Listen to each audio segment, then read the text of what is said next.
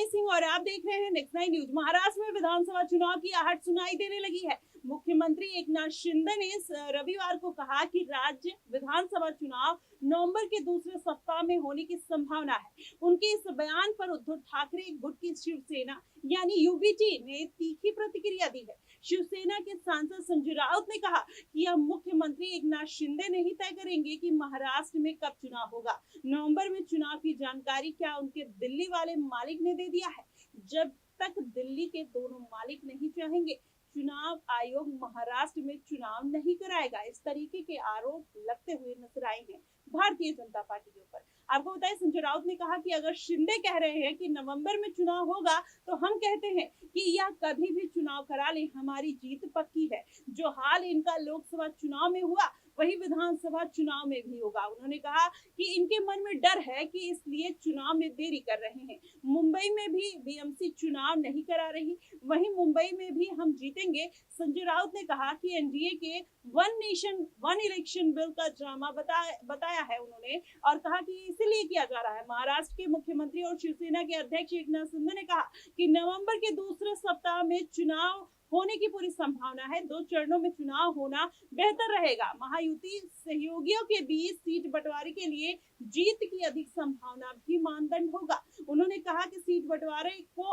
8 से 10 दिन में अंतिम रूप दे दिया जाएगा। आपको बता दें, महाराष्ट्र में बीजेपी, शिवसेना और अजीत पवार की एनसीपी की महायुति की सरकार है। इस गठबंधन को लोकसभा चुनाव में झटका लगा था। महायुति का मुकाबला महाविकास अघाड़ी से है। वहीं एमवीए में कांग्रेस, शिवसेना, यूबीटी यानी और शरद पवार की एनसीपी शामिल है। ऐसे में देखना होगा कि जिस तरीके से पूरा गुटबाजी देखने को मिल रही है, एक तरफ उद्धव ठाकरे शरद पवार में सीएम पद को लेकर कहीं ना कहीं होड़ मस्ती हुई नजर आई। वहीं अगर देखा जाए, सुप्रिया सुले भी ये बयान देते हुए नजर आई थी कि मुख्यमंत्री के पद को लेकर हमारी तरफ से कोई दावेदारी नहीं है, लेकिन जो भी सरकार बनेगी वो उद्धव ठाकरे जी के कहीं ना कहीं संरक्षण में बनेगी। क्या वाकई में ऐसा होगा? क्या भारतीय जनता पार्टी इतनी आसानी से वहां पर महाराष्ट्र में हार मान लेगी? अगर ऐसा हुआ तो कहीं ना कहीं भारतीय जनता पार्टी की मुश्किलें लोकसभा चुनाव की तरह बढ़ती हुई नजर आएंगी, और इस बार अगर ऐसा हुआ तो कहीं ना कहीं कांग्रेस पार्टी जीत का परचम लहरा सकती है। यही समीकरण हरियाणा में भी देखने को मिल रहा है।